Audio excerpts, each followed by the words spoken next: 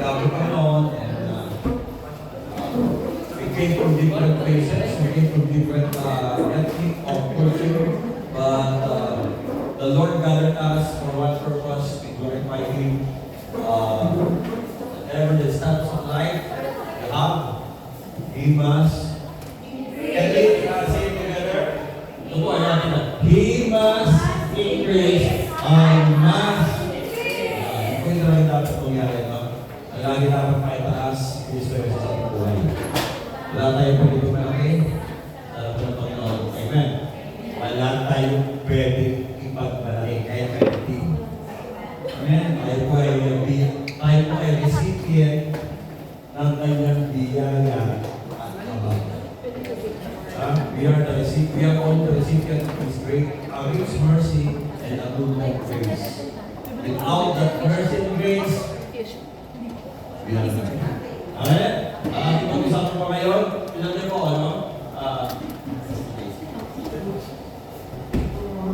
tawagin po tema.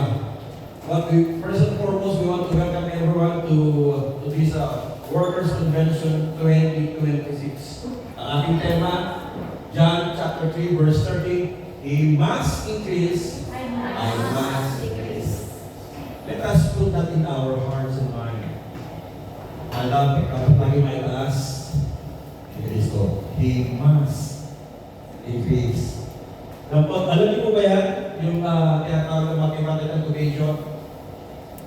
Diba yung X ay, yan po ay hindi X, isang very X-mas. Basta, bakit X-mas? Yung X po yan, sa salitang Griego ay CH Christ po yan. Christ ha?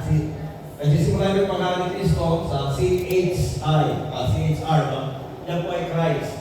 Christ must increase, I must. Diba ganun po yung sign na, greater than of lesser than, diba? Ganun po yung ano yan. So, ito po yung ating tema. He must increase, but I must decrease. Galing po yun sa kanto ng John chapter 3, verse 30. Ano masahin po? Ito po pagkakasabi yan. But I will read from verse 28 up to verse 36. No? Sabi yan, you yourselves are my witnesses that I said, I am not the Christ. The one speaking is John the Baptizer. Parang kasi dyan sa Biblia, meron John lang sa tabi, meron kaya si John the Beloved, yung po yung disciple ng Jesus. Meron po dyan sa Tapganyan, sa Natulog. At ito naman John the Baptizer. Okay? John the Baptizer na sa tabi niya, sabi niya, no? You yourself are my witnesses that I said, I am not the Christ, but I have been sent ahead of you. He who has the bride is the bridegroom. But the friend of the bridegroom who stands and hears him, rejoices greatly because of the bridegroom's voice. So this joy is mine has been made full. Verse 30. Sa namin po ni John, He, si Christ, must increase, but I must decrease. Verse 31. He who comes from above is above all. He is of the earth, is from the earth, and speaks of the earth. He who comes from heaven is above all. What he has seen and heard of that he testifies. No one receives his testimony. Verse 23. He who has received his testimony has set his seal to this, that God is true, for he whom God has sent speaks the words of God, for he gives the Spirit without measure. The Father loves the Son and has given all things into His hand. He who believes in the Son has eternal life, but we who does not obey the Son will not see life, but the wrath of God on Him. Can you return to sa ito? Ito kasi yung conversation nila. Sabi ni Juan, kayo mo naman saksi ko eh. Hindi ko yung Kristo. Intimidation comes, I want you to listen to this. Intimidation comes when you don't know your position. Intimidation comes when you don't know your position. Kapag alam mo yung position, hindi Kung dinawag ka lang, ikaw punta sa Syria, at meron mo sa tigawag, huwag ka ma-intimidate. Bakit? Ang ganyan, dapat palpak yan. Huwag ka ma-intimidate kasi may calling ka eh. And kapag ikaw naging faithful sa calling mo, God will increase that. Again, intimidation comes when you don't know your position. And so let's go to our introduction.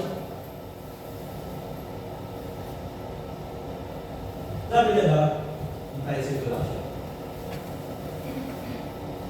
People always wanted to be on top, above. We want always to be the top. Okay, sabi niya, not on the bottom. Yun naman po gusto sa baba. Hindi mo may gusto doon. Wala naman, di ba? Gusto lang sila nasa pedestal. Tapos ayaw ko pinupuri, tapos ayaw ko pina-appreciate. Bakit na naman yun? Pero, hindi ganun ang buhay eh. No? Sabi niya, this is the nature of man. They don't want to be under the rulership of others. In the 19th century, there were prominent people who loved God, and what happened to them is tragic. Si John Lennon, kilala nyo, yung miyembro po ng Beatles, sabi niya, noong po 1966, di pa pinapanganak. The lead vocalist of Beatles says, we are more famous than Jesus. Imagine, sinabi nila ng Beatles, we are, especially si John Lennon, sabi niyo, we are more than famous than Jesus. After a few years, Lennon was assassinated. Imagine, himakad, sabi niya, mas sikat pa kami kay Jesus. After a few years, he was assassinated. Sino pa? Si Marilyn Monroe was visited by an evangelist, si Billy Graham, bibigyan siya, sabi ni Billy Graham, Marilyn Monroe, mahal ka ng Panginoon. Ano ginawa ni Marilyn Monroe? I don't need your Jesus. See? I don't need your Jesus. Sinabi ko sa isang evangelist, si Billy Graham, hindi ko kailangan Jesus mo. After a week, she was found dead on her apartment. Imagine, nagmalaki sa Diyos. Sabi ni Marilyn Monroe, siya yun sa Hollywood, I don't need your Jesus. Mr. Billy Graham, I don't need your Jesus. After a week, she was found dead on her apartment. They don't know the cause of death. Another example, si Tancredo Neves, President of Brazil. Sabi ka, if I got, sabi ka, sige. Wala? Sabi ito, if I got 500 votes, kapag makakaroon ng 100,000 boto from my party, sabi niya, even God cannot remove me from my presidency. Can you imagine? He won. Actually, he won. But before his inauguration, he died. Can you imagine? Ang tulad ko yung example ko, John Lennon, Marilyn Monroe, si Tancredo Neves. Nanalo siya sa kanyang pagiging pangulo sa Brazil.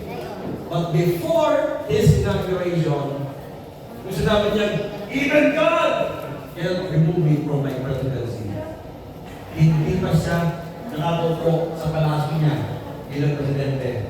The night before his inauguration as President of Brazil, he died. Anong ibig sabihin nun? Walang pwede kung pagmalaki ang tao. Kinatulong yan, sinabi niya, sabi ni John Lennon, we are more than popular than Jesus. Sabi ni Marilyn Monroe, I don't need your Jesus. At sabi ni Tancredo Neves, even God can remove me from my presidency. Pero may kakaiba, si John the Baptizer. knew his calling and position. Before he says this, he must increase, but I must decrease. His followers approach him concerning what Jesus is doing. Ito natin ha, basahin ko lang po yung verses 22 hanggang 29. Ito po yung ating utuwain. Bakit yun nasabi yung he must increase, I must increase? Saan siya nagmumula? Kaya natin yan. Recently, Jesus was baptized by John. Ang nag-bautismo kay Jesus, si Juan. Siya mismo. Siya. Well, after a few days, Jesus and his disciples returned to the Judean territory and baptizing people too. Oh. Kaya ganito yun ha, ang nag-baptize si Juan, ang nag-baptize si Jesus Christ, si Juan. After few days, si Jesus Christ nag-baptize sa kanilang ilog. Sa Jordan, yun naman si John sa Ainon River. Sabi ng mga disipulo niya, John, di ba, yung isang linggo, ikaw nag-baptismo dyan sa tao niyan. Pero ngayon, nagbabaptismo siya. At ang daming sumusunod sa kanya. Sabi ng mga disipulo, hindi ka ba nag-intimidate para praising? Hindi ka ba naiigit? Oh, ang daming sumusunod na rin niya mga followers. Nagbabaptize na rin siya. Samantalang sa linggo, ikaw nagbabaptize na rin. Ha? Sounds parang mukha si Jack. Bakit nga ba? Samantalang ako nagbabaptize na rin. Ako nag-decide din. Kasi ko nakadalaw. Ako nag-invite dyan. Tapos sa iba naman din. Ang bihira naman.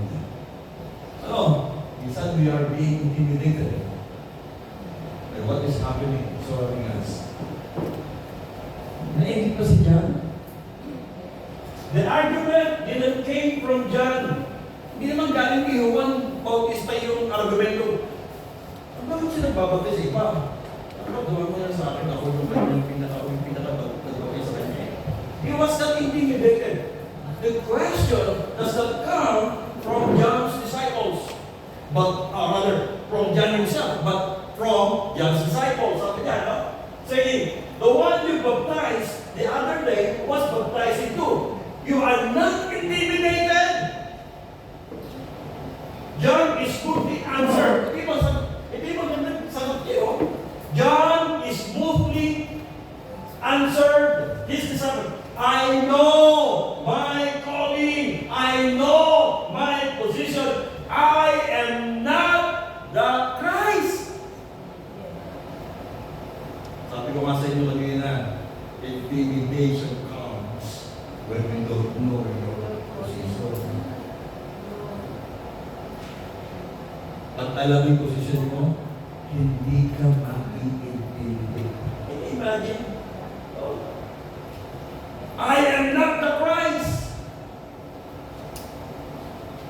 Intimidation comes when you don't know your calling and your position. Tama? Alam mo yung calling mo, o maaaring sasabihin mo, kay pastor, nung nasa Pilipinas kami, sinadya ko lang yun eh. Yung tumatayo sa lahat, sinadya ko lang yan. Pero yan, nasa Hong Kong ko, pastor siya, ako'y andyan yan. Hindi, pwede ka. Pero hindi naman eh. We must understand our calling. And, may basa nga po, may basa.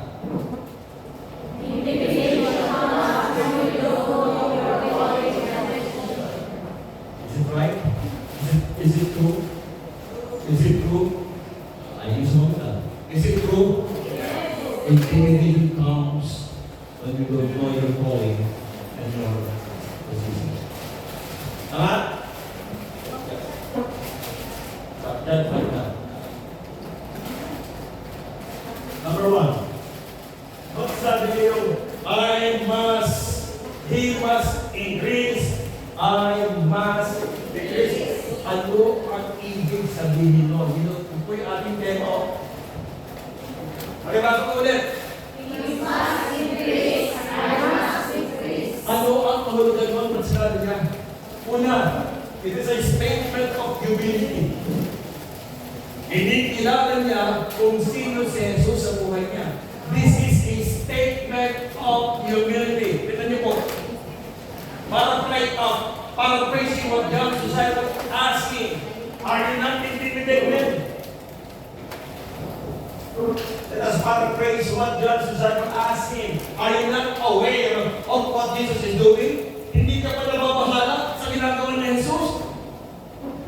Parang ba ito? Oh, John, may katunggali ka na. Hindi ka pa naiingit. Are you not aware? Oh, yung kaibigan mo, kapag na kita, may posisyon na ikaw wala pa. Takot pa kayo sa church. Wala ka pang posisyon. Hindi ka pa intimidated. Maraming sige niya eh. Dapat siya ilagay kami hindi sa kailangan sa church.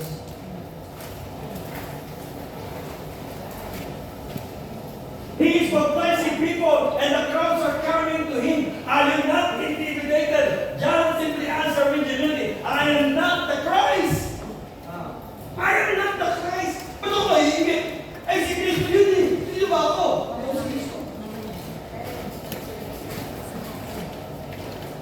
When you know your position, you will respect that other's position.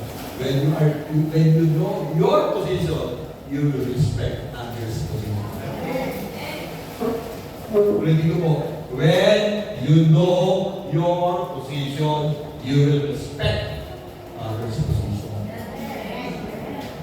Na-intimidate ba si John? Hindi. Sabi niya, I am not the Christ. I am not the Messiah. John knew from the beginning that he is only the forerunner of Jesus and the spotlight is not on him but on Jesus. Wala siyang spotlight! Ang problema, maraming isa gusto nakatapos sa iyo spotlight. Itutog mo sa akin, mamaya wala kang lunch.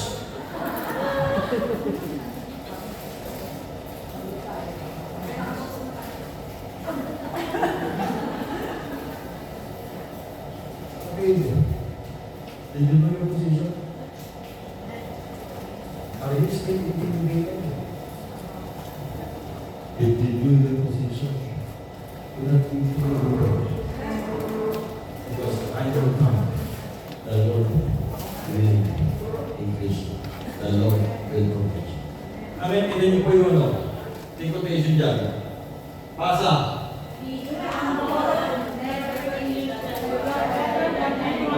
Oh.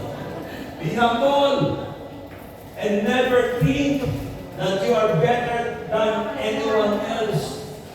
Pag uwi nyo naman sa church, pagalingan, walang manatapos sa service. Pagalingan. Ang sabalugo ko. Ang sabi niya, nakinig, mas ang sabalugo ko. Wala kayo sa sabalugo ko. Hindi manatapos pag wala mo, pag walang makatapos tayo sa gawain ng Panginoon. Pag walang nagpapagbaba, wala tayo matatapos sa gawain ng Panginoon. Okay, kayo po tayo sa taas. Nagmamatas na. Puro lang ay 6-footer, walang 5-1. Ha? Acknowledging your position. It is advantageous in your part. It is advantageous in your part if you know your position. Kasi i-respect ang dito. Masa!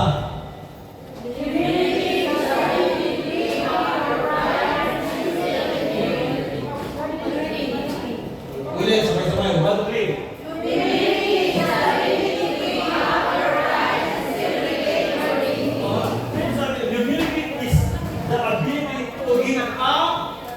Your pride. Oh.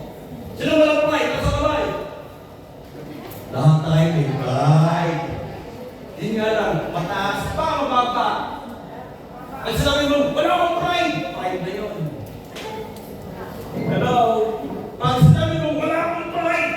Pride po yun. Bakit? Lahat ng tao may pride. Hindi nga lang, depende. Kung itataas mo, ay mababa yung pride mo. Lahat ay may pride.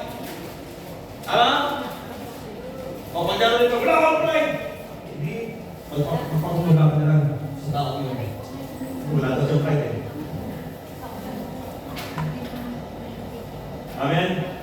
Ang humbleness po, hindi na nililink. Humbleness cannot be heard, but it can be seen. Hello?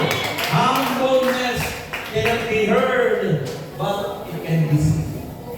Nakikita ko yung pagpapawaba, hindi na nililink. Amen? Pangalawa, so, yung una po, yung po ibig sabihin, He must increase, and I must increase, is a statement of humility. Pangalawa, an acknowledgement of who Jesus is. Imagine, sabi ni John, hindi ako yung Christ. In-acknowledge niya si Christ kung sino.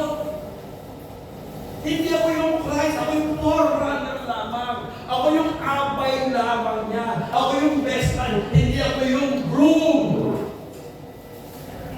Pag may kasalan, pasikat yung best man.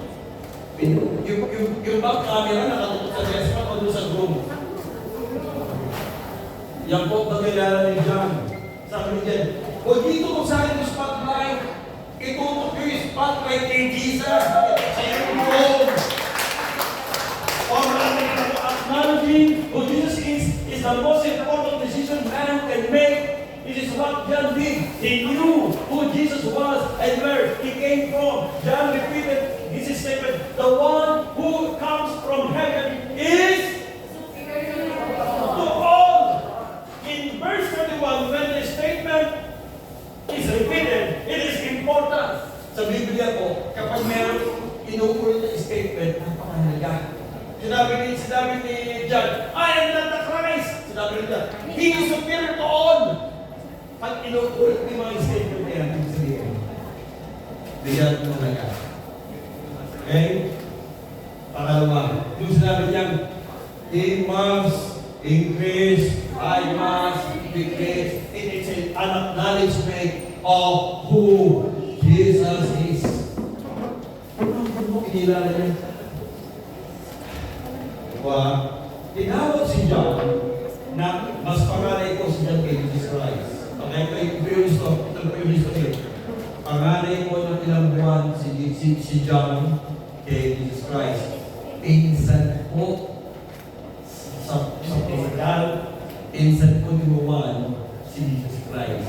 Si Mary at si Elizabeth na nanay ni Juan. One time, bumisita po si Mary sa bahay ni Elizabeth. I don't know, 3 months or 3 months? Ahead? 6 months. 6 months now.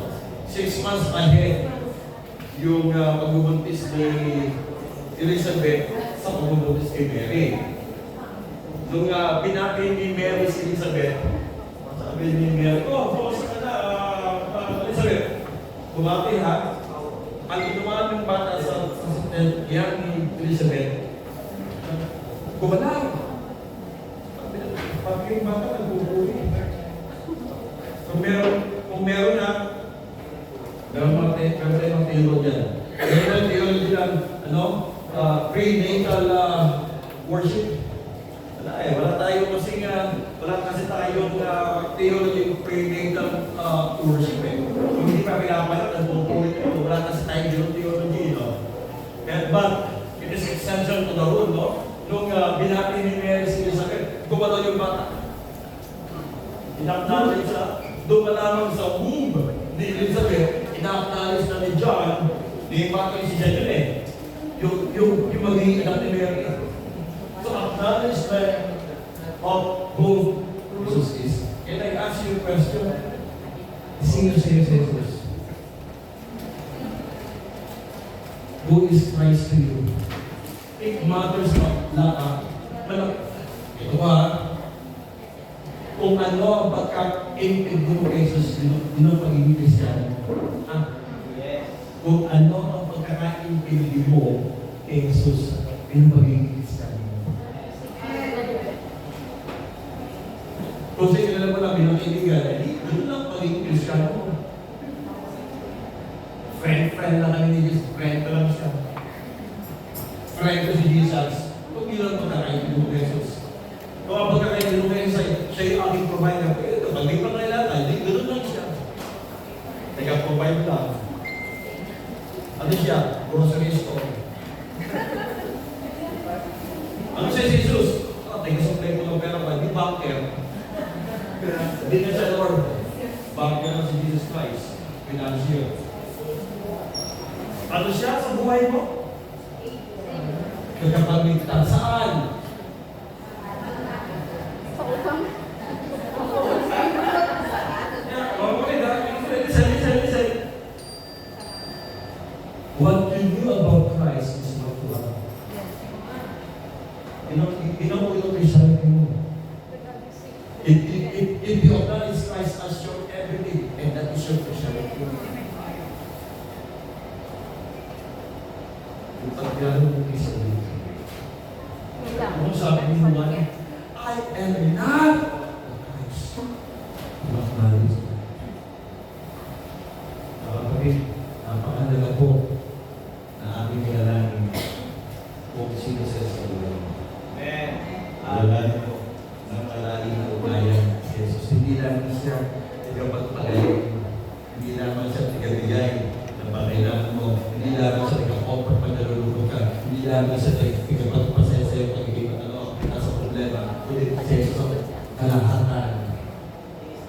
Christ is our everything. Amen? And we give the Lord a lot of praise for that. Asa?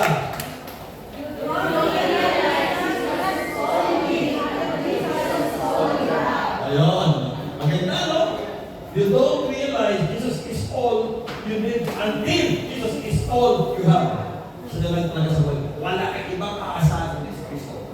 Doon pala ang mga kailangan sa Jesus. Kapag meron pa ibang inaasahan, nagiging second choice si Christ. Nagiging second choice si Christ kapag meron pa ibang inaasahan. Hindi siya nagiging first choice mo. Ang sabi dyan, no? You don't realize Jesus is all you need until Jesus is all you have. So, nagpapitira sa'yo. Iiwanan mo ng kaibigan mo. Iiwanan mo ng anak mo, mag-aasawa yan, magkakang pamilya. Pero pag seso ka ang buhay mo, hindi ka maging malungkot. Bakit? Seso sa lahat sa atin. Amen. Dapat ganyan po yung ating understanding in Jesus Christ. Acknowledging who Jesus Christ in your life. Ano ba sabi dyan? Jesus, basa! Jesus is more is my son. Wow! Hindi lang siya parte ng buhay ko. Parte lang ba siya sa buhay mo? O siya yung buhay ko? Pero maraming Kristiano, parte lang siya. Bakit? Parte rin ang pagdalo eh. Parte lang ang pagdalo. Pupunta sa church. Ay, alis ako, parte lang. Parte ka lang yung types eh. Ano? Hindi part, pinaparte na. But if Christ is your all, hindi siya part ng buhay mo. Hindi mo siya part lamang ng buhay mo sa iyong buhay mo. Amen? Siya ang buhay mo. Kung walang gumagdaloy sa iyong Kristo, patay ka. Kung walang gumagdaloy na Kristo sa buhay mo, patay tayo. We are living dead. We are all zombies.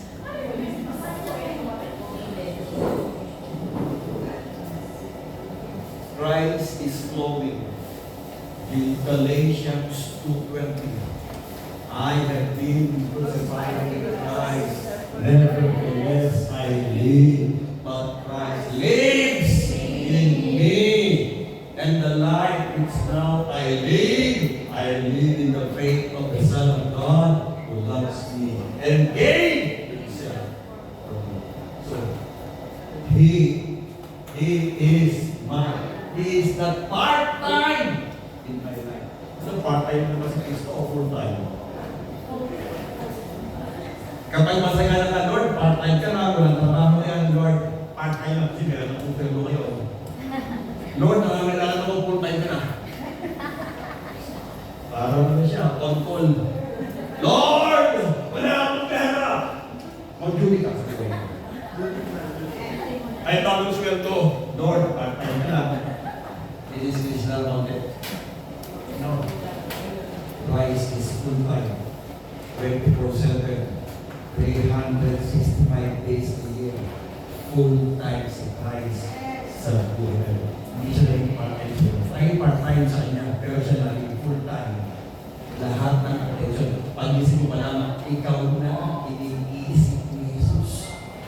Imagine na, pag-isip mo pa lamang, ikaw na ang iniisip. Ano yung gagawin sa anak ko? Magpapalay na siya. Ito gagawin sa anak ko. May plano agad ang Diyos araw-araw sa buhay mo. Kasi siya ay hindi parte ng buhay mo. Siya ang buhay mo. Amen!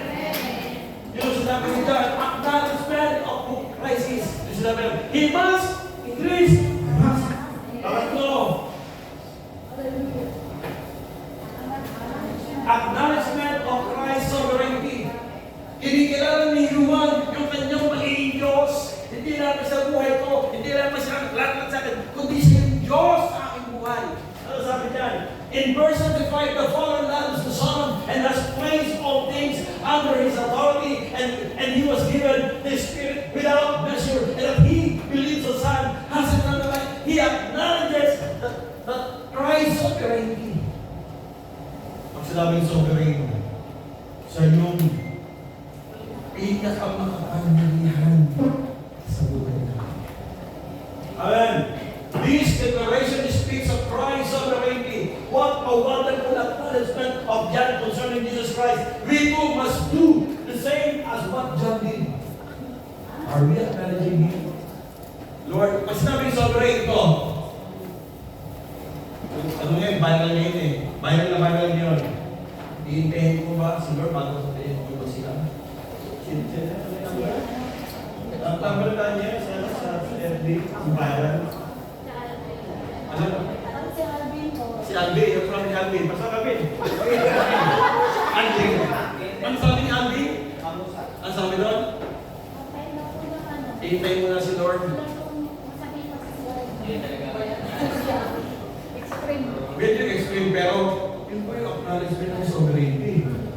Lord, ikaw po masunod sa aking buhay. Ano kung gagawin ko oras na ito? Pagkapat yung sirang tono na yun, ha? O na ha? Ano man, Lord, kailan ko ako nagawin? Una na. Yung gano'n. Pero yung pag-acknowledge ko sa Kanya, yung kanyang sovereignty, that is right. Lord, ako ba'y pumunta ron? Tulungan ko ako ba'y pumunta sa lugar? Meron ba mangyayari sa kabala? Acknowledging God is, ano sabi ng Proverbs 3, verses 5 to 6? Trust in the Lord with all thy heart and lean not on your own.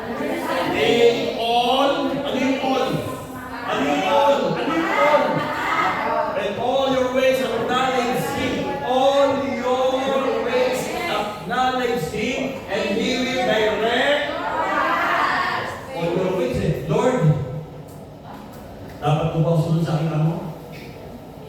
Lord, minura ko ng ano, mumura ko siya. I don't believe, nasusunod siya, anak mo, ano rin. God will never respond ka.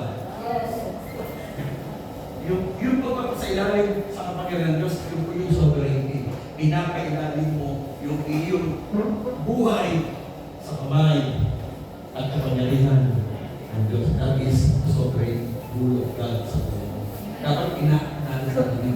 Dapat inaaral, Lord, lahat po ng ginawa ko, ikaw po ang lahat. Hindi. Sister, ang galing mo magluto! So, nagluto. Sure, paano mo ba? Sino naman yung cake si Lord din?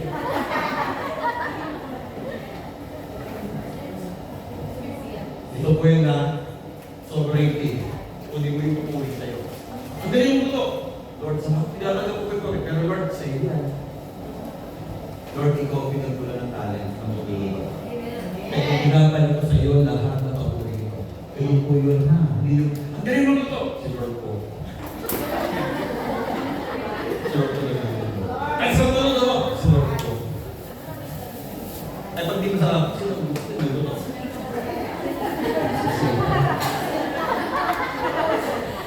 Pag di masarap ito, hindi ko sa mga ito. Sino? Kasi ito.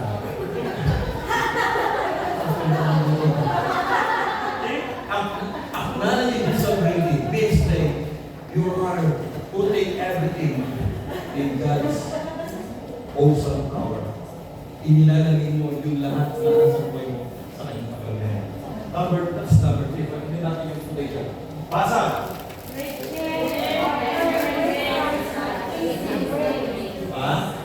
I-respeto mo siya o hindi? Just siya. Walang mawawala sa Diyos. I-respeto mo man o hindi? O walang mawawala sa Diyos. Just siya. Ay, bakit hindi i-respeto siya? Bakit? Ano karapat dapat naging sa kanya? I-respeto ang Diyos, igalan ng Diyos, magpuri ng Diyos. Kasi deserving siya na kanya manilig ka, pinupuri siya. Basa! Kailanman, hindi ka nang ng Diyos sa pamasahe. Kapag nagtiwala ka sa Diyos, mga kapatid, listen carefully. Kapag inilagay mo yung sarili mo sa Diyos, kailanman hindi ka dali sa kamalian. Never kang dalhin ang Diyos sa pamasahe. Hindi ka dadalhin na mabuting Diyos sa ikapapahamak mo. Bakit? Mabuti siya ang Diyos. Kagaya ng isang ama, kagaya ng isang ina. Pero pag ina, dadalhin ka, o ama, dadalhin ka sa pamasahe. Anak, pumunta ka. Bakit ko ay mapatay? Palagay niyo, pag-igayan sa mabuting ama o ina sa isang anak. Anak, ito kay inuwi itong lason o makakabot sa iyo yan. Medyo natin. Okay? Anything under God's control is never out of control. When you put your trust in God, hindi ka magiging out of control. I will repeat. Kapag inilagay mo yung buhay mo sa Diyos, kailanman hindi magiging out of control. Amen! Pang-apat! Wala na. Conclusion. Pang-apat. Conclusion.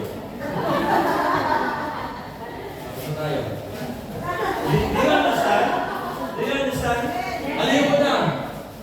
Number 1. Hallelujah! It's a statement. Yun po sinabi niya, he must increase, I must increase. It's a statement of pangalawa. At yung pangatlo.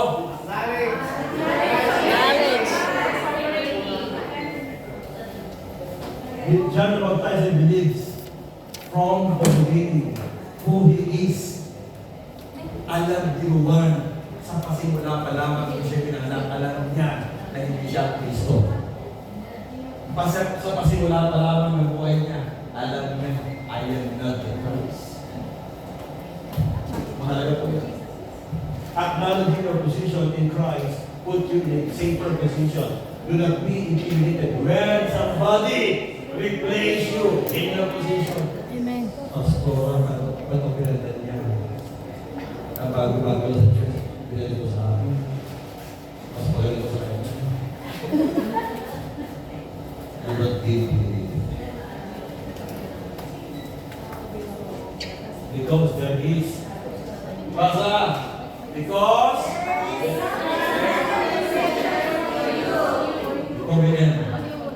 bumili ako ng sapatos last week. After 1 month, masakit pa ako. Ako may problema. Yung sapatos, yung pa ako. Sino may problema? Sapatos pa ako. Ha? Ano may problema? Sapatos pa ako. Paa. Yung size ng pa ako, kaya yung size. Let's example lang. Ang size ng pa ako, 5. Aba, ba't kaya sumakit ang aking paa? Ang binili ko sapatos naman, ay ang size niya ay 5.5. Sobrang parang malaking pulgada eh. After few months, sumasating pa ako. Pero bumabay sapatos. Sino may problema? Sapatos o paa? Hindi sapatos? Paa. Ito ha? Walang problema sa sapatos. Bakit sumasakit yung paa mo? Kasi lumalang yung paa mo, nag-expand ka. Hindi problema yung sapatos mo. Ang problema yung paa mo. May isang diyan yung matanggal yung ating posisyon doon pati tanggal ka doon. Anong pinanggal? Huwag na huwag ito. Hindi ka pa nag-expand. Kaya ka nakasaktan, nag-expand ka na. God is preparing you for a bigger position. Bakit gusto ko rin yung hihirap position? sometimes God is using these people para ma-realize mo, Lord, bakit po gave nila, bakit po pinag-usap nila? You know what? God is preparing you for a bigger position. Don't be intimidated. Dito po, don't be intimidated when you are replaced in your present position. God is preparing you for a better. Amen? Huwag mo sisili sa patos! Ang sabihin ko, Lord, pinalaman pa ako. Hindi sabihin, you will give me a much bigger shoes. Because you are growing. So don't be intimidated when you are placed in your position. Amen. Alright? Muli po, John knew that he is the best part of the bridegroom. Alam niya the very start. Or shall we say, he is the forerunner to prepare the way of the Lord. This is a noble position. It is a noble position. Serving your purpose in life is fulfilling what God intended to be. Kapag alam mo yung panahon sa ng Diyos, hindi ka mahihuli. Amen? Amen. Amen kayo. Amen. Bakit mahihuli? Kasi hindi mo alam doing it. Amen? Kung alam mo yun, you will be never be defeated. Amen? Are we clear on that? Are we clear on that? So mga kapatid ha, kapag tumasa sa paa mo, huwag mo sisihin sa patos.